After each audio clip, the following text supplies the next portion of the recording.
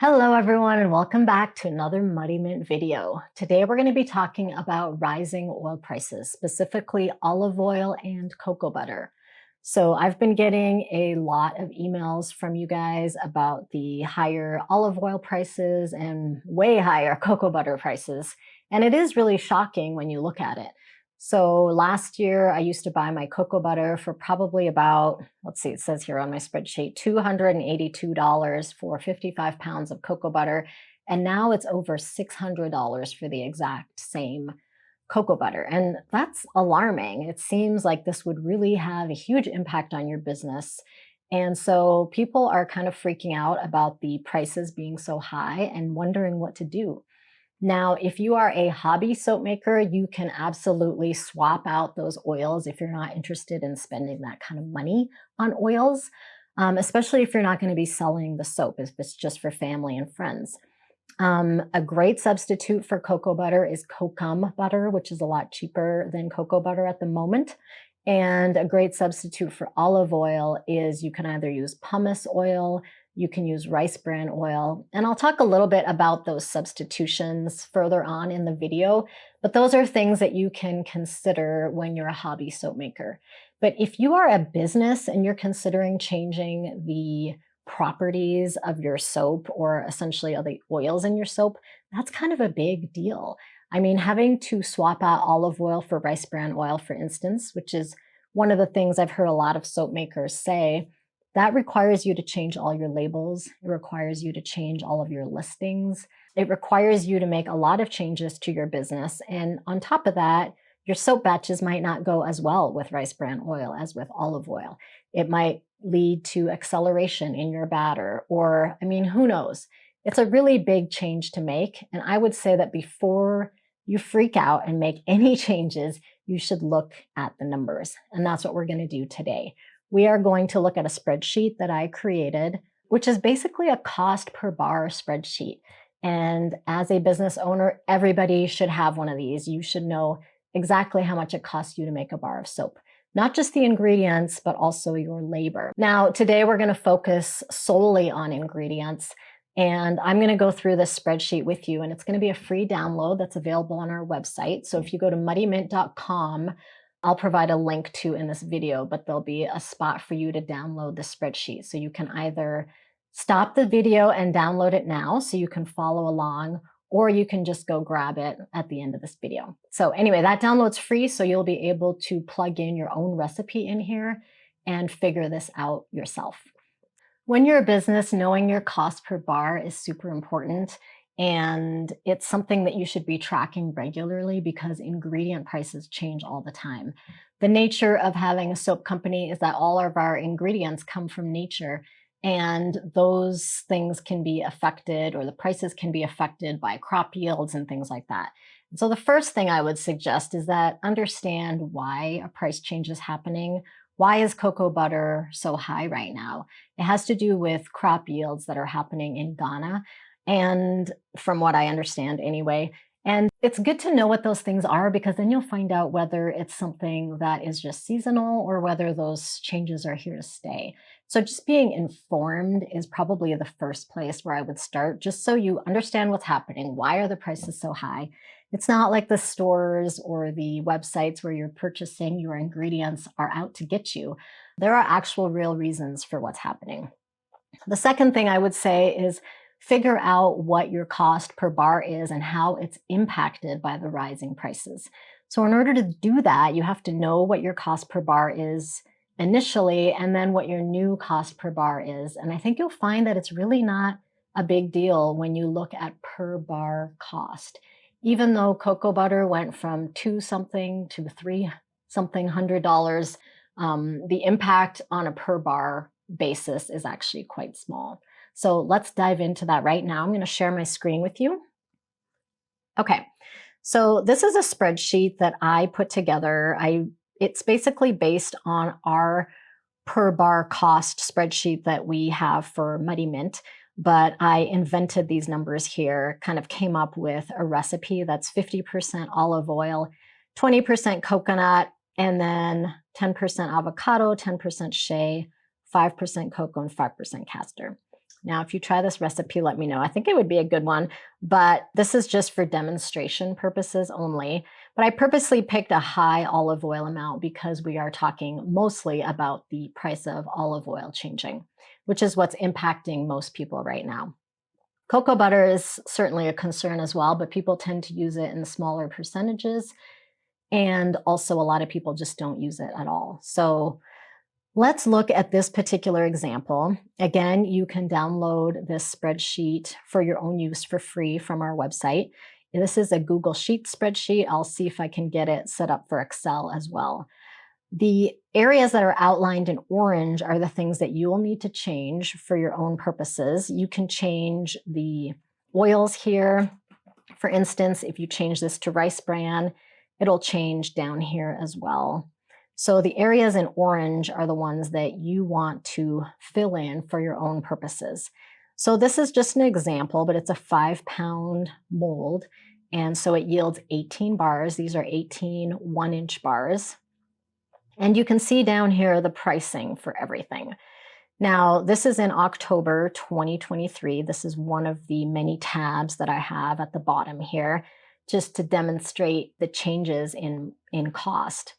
And I would say that on average, soap, the oils for a soap, I've always thought of it as being about $1 of your bar cost. And that's holding true with this particular example, where you can see that the cost per bar is 75 cents. So the way I arrived at this is to put in the price for each of my oils. And I have the supplier listed here as well, Soaper's Choice. And then I have Bulk Apothecary for the shea and cocoa, because that's where I get my shea and cocoa in 55-pound boxes, basically. And then I have the castor oil in here too. So you can make changes here based on what you pay for your particular oils. And then you're going to put in the number of pounds that you're purchasing. And then everything else will be automatically calculated for you. So this whole section here is automatically calculated based on what you're putting in here. So all you have to do is put in your cost and the number of pounds. And I happen to have bought olive oil exactly a year ago in October of 2023, and it cost $121.10. And these two are in red, by the way, because these are the two that we're going to be changing to see what happens to our bar cost. Now, you also want to make sure that you include your shipping, because when you order oils, you pay quite a lot of shipping. And so what I figured out is that shipping has been approximately 5 cents per ounce. And so if you don't know your shipping cost, you can use that as an estimate. And I think it's a pretty good estimate for most of us. But if you're going to pick up your oils locally, then you are saving quite a lot, actually, 16 cents per bar from just going to pick up. So this is also a great way to figure out where you should be buying your oils from. Should you be going to the local Costco and buying olive oil, or, which would be $0 in shipping, although it is your time, so it depends how much that's worth to you. Okay, so once you have all of these numbers in here, it will calculate the number of ounces based on the pounds you put in there, the price per ounce. So olive oil is 22 cents per ounce in this example. We use 30 ounces in our recipe, which is grabbed from over here. And that means that the cost for this batch is $6.49. So when I put the oils into my 5-pound mold, I'm using $6.49 of olive oil, which translates to 36 cents per bar. Now you can see the amounts for every single one of the oils, which is actually really interesting to see. Besides the olive oil, you can see that shipping is actually the next highest cost. So this is also a great spreadsheet to have if you're thinking about ordering drums, or you're thinking about changing your supplier, like I said before, or anything related to your oils. You can put in here and see how it impacts your costs. Now, the cost per bar for this particular soap is 75 cents per bar. And that's basically adding up all of these together, including the shipping. And that's in line with the $1 per bar cost that I typically think of when I think about how much the oils contribute to the cost of a soap. Now, there's nothing in here about additional ingredients, essential oils, anything like that. This is just the oils. So if you want to know your actual bar cost, you're going to have to put the rest of that stuff in. But for now, we're just talking about oils and the rising prices. So I just wanted to keep it simple. Now, in the second tab called After October 2024, I have the exact same recipe with the exact same cost. And it does turn out that most of these oils haven't changed in price. But the olive oil has gone up, as has the cocoa butter. So I put the new prices in here, and you can see that my per bar cost went up to 94 cents per bar, which is right here. So the increase in these two oils has increased the cost of the bar by 18 cents. So even though it seems like a huge amount, the reality is that your bar only costs 18 cents more to make than it did before. So does it make more sense to change your entire recipe, or does it make more sense to increase your prices? In my opinion, it makes a lot more sense just to increase your prices, because 18 cents is honestly not a lot for somebody to pay extra. Now, what you could do is just increase your bar cost by 18 cents just to cover it exactly. I would probably increase my bar cost by 25 cents just because it's a more even and kind of normal sounding number. So right now my bars cost $10. I would probably increase the cost to $10.25. Now that covers my cost more than enough and actually gives me a tiny bit more profit, which is nice. If I were doing wholesale, which we did do at Muddy Mint, I would double that. So 25 cents extra. You want to make sure that your wholesale is covering the cost of this 18-cent cost, right? So if I increased this to 25 cents, $10.25, my wholesale would be half of that, which means I'm only capturing half of 25 cents. So what I would probably do then is make retail $10.50 and then wholesale would be $5.25. Did I get that right? Yes, I think so. So hopefully that makes sense. Now, while we're doing this, I thought it would be interesting to show what would happen if you substituted the cocoa butter for kokum butter. So down here in these tabs, I have like a few different ideas of what you could do to decrease your bar cost, or just different representations of what might happen if you change your oils around a little bit. So if we use kokum butter instead of cocoa butter, it's actually pretty much, it looks like almost half the price. I guess a little bit less than half the price, which seems really significant. But the reality is that you are still at 88 cents per bar. So really it's only changed the bar price by, let's see, 7 cents. So it's really not that huge of a difference.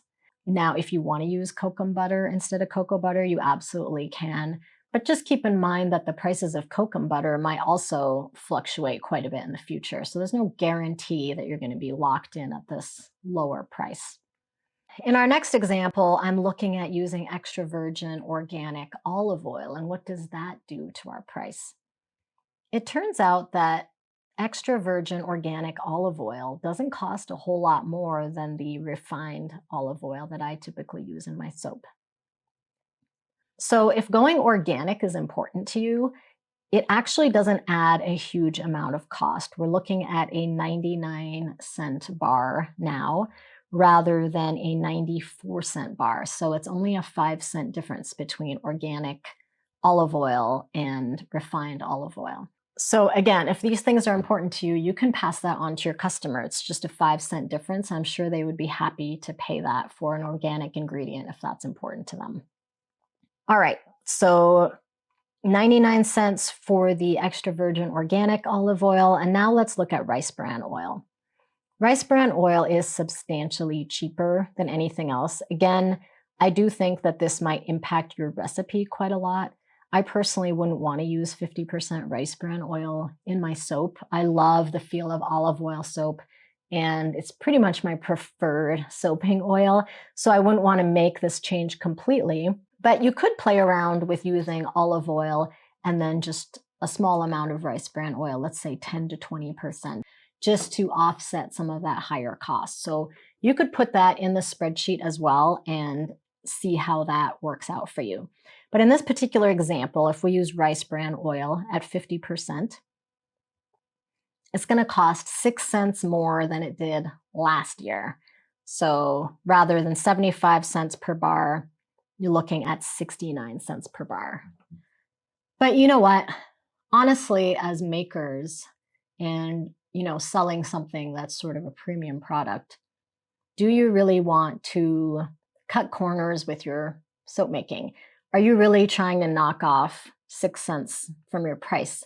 I think that if you're a really big company, then that's something that would absolutely be worthwhile. But for makers like us who are really focused on quality and not so much quantity, it really doesn't make sense, I think, to create a completely different product unless you feel like that product might actually be better. I mean, if you love rice bran oil and you want to use it, and on top of that, it saves you 6 cents per bar, then great, go for it. But otherwise, I don't think that it's worthwhile.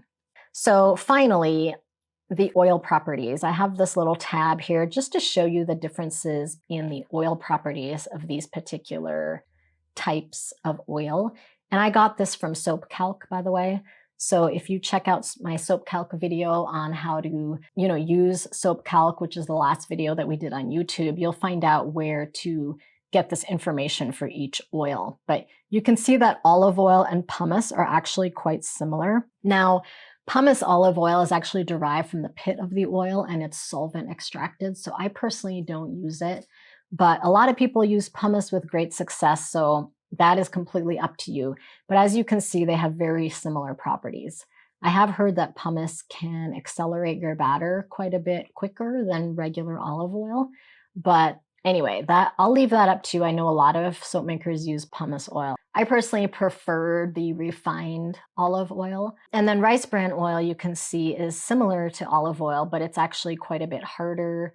It has a little bit less conditioning, but more creaminess and slightly more bubbly. So these are things worth looking at when you're thinking about replacing an oil in your recipe.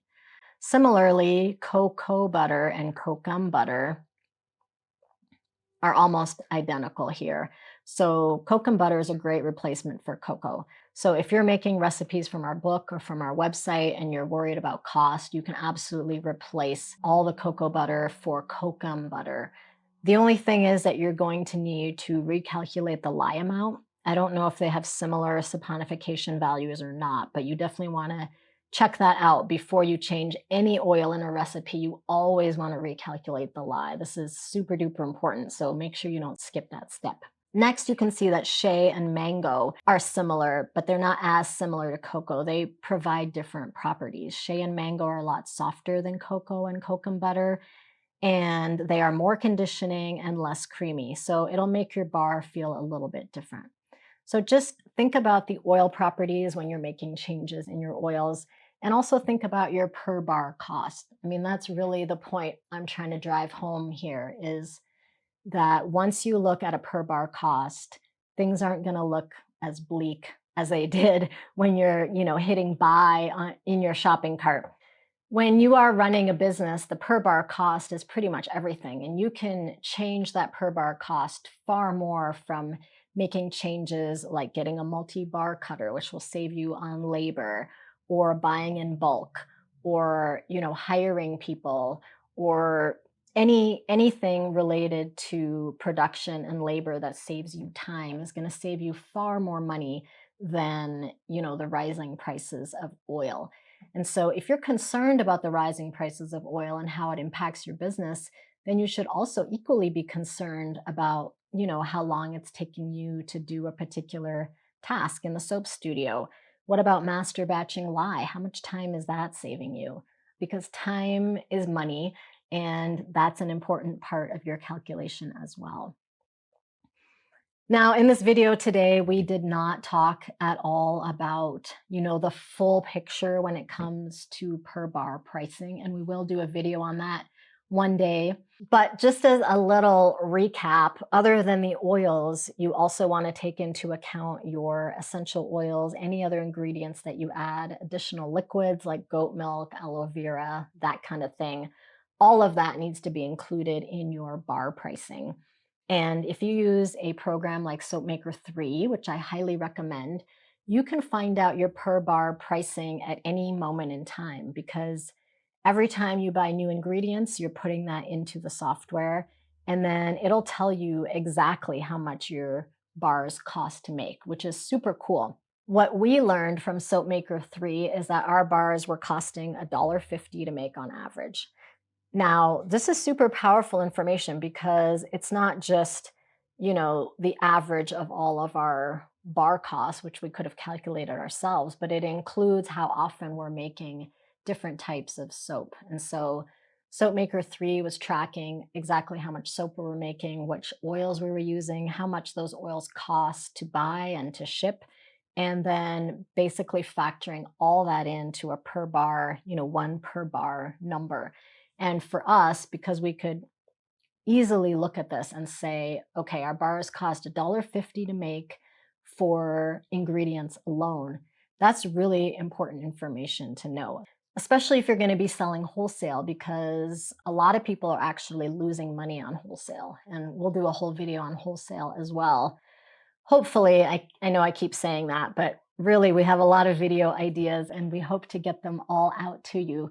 But the key thing to think about is that the cost of your bar is not only the oils, but the extra ingredients. It's also the labor.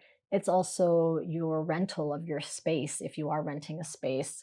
It's your utilities. It's all kinds of things go into that number. And so this is just sort of cracks the surface of it. And the oils are really just $1 of that calculation. And so when you're going from, 75 cents to, let's see, what was it? 75 cents to 94 cents. In the grand scheme of things, this 18 cents isn't really that much. And you can offset it by increasing your prices, which makes sense because the price of ingredients is going to go up and you're eventually going to have to change your prices. And I think people are okay with that if they feel like the product is worthwhile. I'll leave it at that, but thank you so much. I hope that this helps you figure out what to do about rising oil prices now and in the future, because prices are always going to change on all kinds of different ingredients. And labor costs are also going to increase as well. So this is just something that comes with the territory of owning a business. And rather than getting wrapped up in like how much your bill is for a particular set of oils that you just ordered, go back to these calculations to really help you see what the actual impact is on your business. All right, see you next time. Bye.